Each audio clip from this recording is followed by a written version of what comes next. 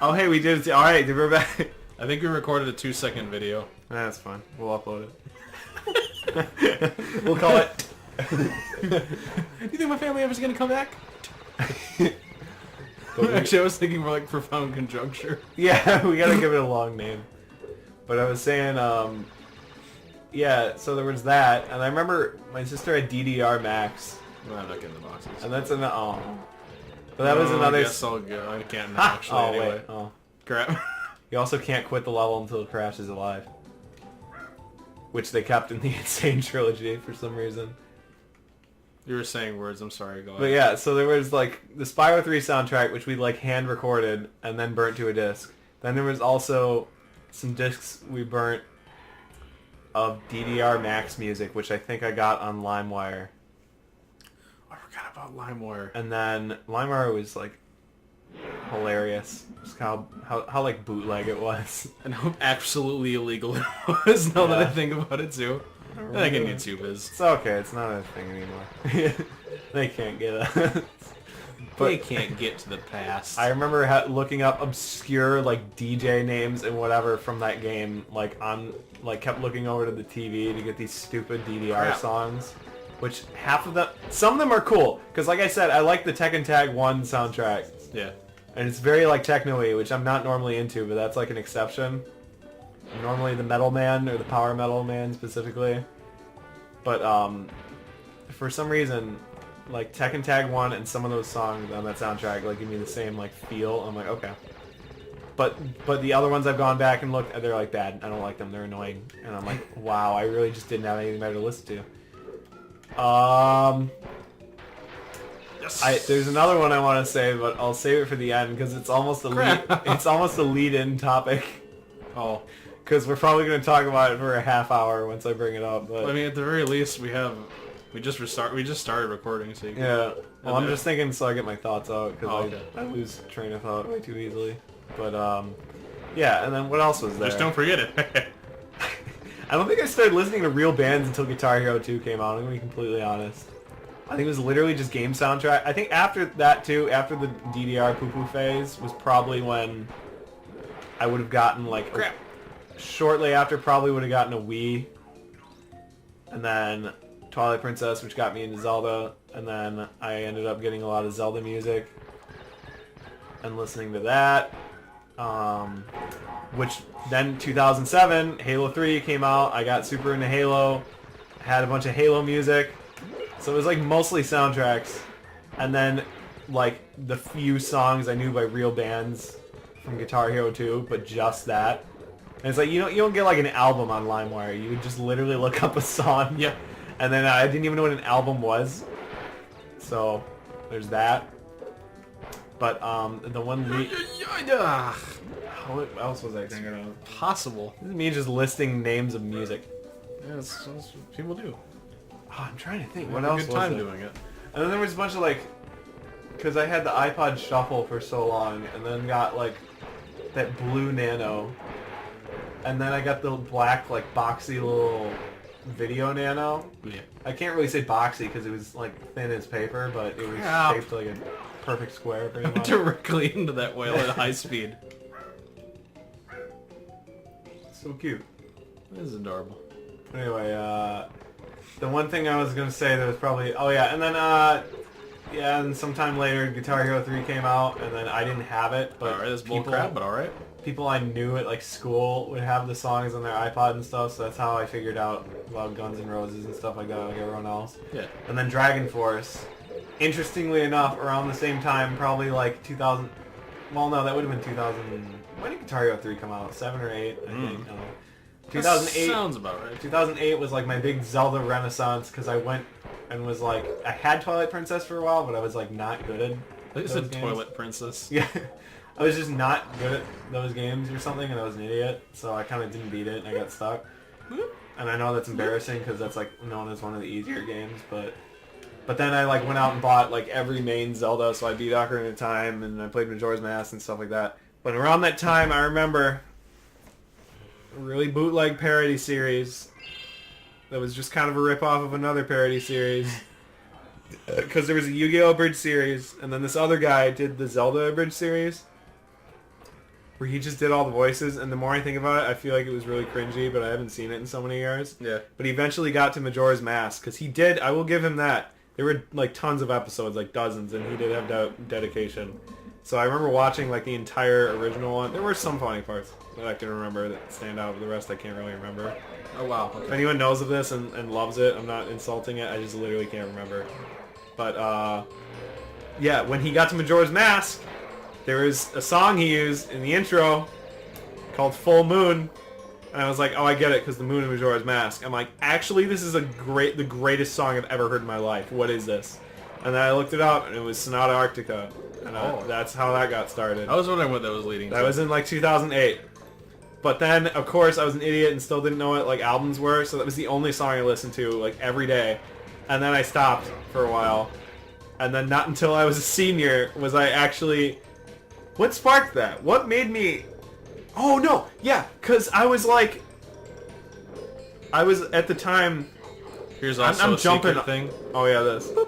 I'm jumping all over it. So what I just... Okay, so that's when I found out Sonata Arctica and also Dragon Force because of Guitar Hero 3 and stuff. And then whatever. And then I listened to a bunch of emo crap in junior high that I hate. Really, really, really hate. And I feel like it stunted my musical growth. There's a lot of bands that I should have been listening to and wasn't. So I thought you said it stunted your nasal growth. Yes. That too. I was very nasally at this time. But, actually, you know what? What was kind of always there was Van Halen. Yeah. And stuff like that. And, like, of course, more older bands like that. But my dad would always just play Van Halen, so I was always exposed to that just from the beginning. And I remember hearing Eruption for the first time and literally, like, pee-pee in my pants. Just because I didn't think that was a guitar. I actually was not sure what I was hearing. Because my dad just, like, put it on the radio one day. I'm pretty sure that was amazing. I just jumped in electrical water. That was amazing. I'm pretty sure I literally just, like, he just put it on the radio one day in the car. And I just was like, I don't know what this amazing sound is, but I like it. And then later found out it was a guitar. I'm like, they do that? What? Give me one. But that's why you're introduced to the guitar. I mean, I guess not really. Well, I knew what a guitar like sounded like, but just like Eddie Van Halen playing the guitar is something entirely different. True. Okay, now I get what you mean. Yes. Yeah. Specifically him. Yes. I was like, wait, they can do that. But yeah, and then also to go back to the Zelda and the video game music, that was also around the time I was playing piano and taking lessons. So I learned like a lot of Zelda songs and then forgot them on piano. And a little bit of Metroid too. I always loved Metroid music, but I'm getting out of... I'm not sure what the point of this entire topic is. Is this the topic you were waiting to hold off on? No. Oh. That's not even going to be anything in comparison now. It was kind of stupid. No, it's a good... I like when you think about that. What I was saying about Sonata Arctica though is like...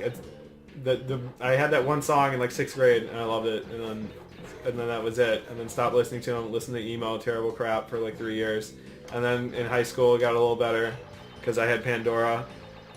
And around 8th grade I actually did find out about Rat from the 80s, so that was like a hair metal like kind of band. I'm like, okay.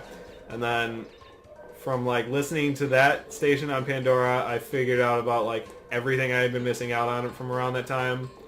I'm not sure why Cinderella is the first band that came to my head as an example just now, but there you go. There you go. And just like a lot of songs like that and stuff, and like Motley Crue or whatever I'd listen to. But then I remember like Dio coming up, and my brain's gonna go back to JoJo. I have to resist the urge, but and I was like, oh, this is cool. And I was listening to it, but like I was talking to someone and we were trying to like categorize it, because at the time genres were still very weird to me, and a lot of people are like, well, you can't really put everything into a genre. I'm like, I guess not everything. Like farting into a microphone, like some bands is just not a genre, but some stuff is definitely, I don't know. But I was like, what genre is Dio? And I kind of we were talking about it, and I looked it up when I got home. And this must have been like senior year or like just the summer before that. It had to have been, yeah. Because I was like, oh, power metal. Okay, that's what you would call that. That makes sense. Because I was like, oh, it's just not... It's got a certain thing to it that I can't put my finger on. I'm like, okay, that's the word for it, power metal. I'm like, what are other power metal bands? And I watched like an informational video about it, and then I remember like this amazing revelation of like one of the bands they mentioned was Sonata Arctica in the video. I'm like, wait, that's that band from that one time? And then I looked up that album that just happened to be the first one that had the song Full Moon on it. Yeah. And then I listened to that first song on the album, Blank File, and I literally crapped my pants. Like, it was just literally, like, not unheard of. But anyway, point of the story is that I like music, and that's one of them. I don't know where I was going with all that. That's a good story. That was a great story. That started out as, oh yeah, I also used to have soundtracks on my iPod, Michael. And then it turned into, here's every band I've ever listened to in my life. Well, drawing a segue from that, like we do. And the thing I was going to segue into, by the way, it was Crazy Frog. Because that Please was, don't. in the when I had my iPod Shuffle, that was just something I think my dad just put on there. But I'm not going to, like, shift all the blame to him, because maybe I asked him to, or something. I don't... Say what you were going to say, because I want to get into that a little bit. I was just say, speaking of, like, stuff on piano, I recently relearned a song that I hadn't known in a long time from The Sims. Yeah. And it sounds really beautiful. Also, I did actually confirm I can hook up my keyboard to my bass amp. Oh, really? It sounds great. That's awesome. Also, like, you have to put the amp at maybe, like, third volume and then the keyboard at half volume, because I had it at, like, full, and I plugged it in, it was like... Even just plugging it in, like, the feedback. That's how my keyboard is when I plug it in my guitar amp. You have just the regular piano setting, and it sounds like dubstep all of a sudden. It's amazing. It's good, like, on mine, the lower notes sound really, really, like, thorough because it's a bass amp. That's awesome. So, like, it picks up the lower notes a lot better. I assume that's how a bass amp works. Yeah. Okay. But yeah, so what on earth was Crazy Frog? I don't know. And we didn't talk about this yet, did we? I dislike Crazy Frog. I actually went back and watched the videos. I don't know what other way to put this, because they're still on YouTube. They definitely took out his junk. It's not there anymore. Do you remember Crazy Frog having an exposed genitalia? I always because thought... I do, and I never understood why. I always thought those were just, like, fake joke pictures that people made. I didn't know that was actually I the remember case. vividly seeing the music video. Why? I don't know. Why would they? There was like a lawsuit over it. He's from like some like German or Swedish person made up Crazy Frog. Who is Crazy Frog for? Is my point. Yeah. What audience did he pertain to? Also, I hope I'm not like having a weird Mandela effect about Crazy Frog's genitalia. I mean, it's just it's a what do you call Call this episode either the Mandela effect or Crazy Frog's genitalia. I don't even know what the Mandela effect is. That's like everyone thought. I'm pretty sure everyone thought Nelson Mandela was dead when he wasn't. Oh, I think that's why they call it that. It's when everyone Wait, it's like the Berenstein or Stain Bears. You know that whole thing? No. About the Berenstein Bears, the books? No. This is from like 2 years ago. You didn't hear about this? Maybe I did. I don't know what it is. Where everyone was like, everyone like went back and looked, and it's the Berenstain Bears, like A-I-N, but everyone's like, no, I remember it being Steen, like S-T. That was Berens like Stein. Like, yeah, like Stein, like Ben it's Stein. It's Berenstain? Yeah. Are you kidding me? Exactly. So people have these wild theories about like somehow we got like a temporal shift into like another universe or something, or like I'm not at some point two parallel universes converged, and that was the converging point or something ridiculous. Yeah, like part of your mind remembers it was one thing. That's totally the Mandela effect. Is that like everyone is like, oh, it's Berenstein or Steen, right? And it's like, nope, Stain. But I mean, I know they have the name for that effect, but is Nelson Mandela still alive? No, he actually did die. Okay, I was gonna say. I'm pretty sure now he's actually. I was like, dead. I thought actually. Well, unless that's more Mandela effect. I mean, you can look it up. But yeah. So the bottom line, lesson of the day is if you're gonna make a cartoon frog, don't put a wiener on it. Don't do that. Don't put any of that. Don't. Nor butts. So it couldn't have been Crazy Frog. Could not have been for children. No. But who is it? What adult is going to be like, yeah, Crazy Frog? Who would want to listen to that? Some like Swedish guy. Oh yes, I love Crazy Frog. Oh yes, I want to listen to butchered versions of my favorite songs. That too, yeah. That is like blasphemy. Like what was it? Axel F. Like that guy. Yeah. The Peter Griffin version is literally better. Oh yeah. There's some ice physics. I think if you slide, you can make it. Oh, that's true. Like just go gung-ho. Yeah, just go like right through. Yeah, Crazy Frog. I don't understand that. I'm glad they photoshopped it out. I do. I'm glad that they photoshopped the videos out. There was a racing game. Do you remember that? It was a Mario Kart clone of Crazy Frog. Why? What characters are we gonna put in this game? Crazy Frog? Alright, who else? That's... I think they put the red robot guy that chases them. I actually was in tears laughing with someone I know. It was probably at work. I don't remember. We were just bored, and we got into this long discussion about Crazy Frog. That's what we were checking, was because we both remember there being junk on Crazy Frog. This is the last time I'll mention that. I'm sorry. There's no other way to say it. I too am also sorry But for him.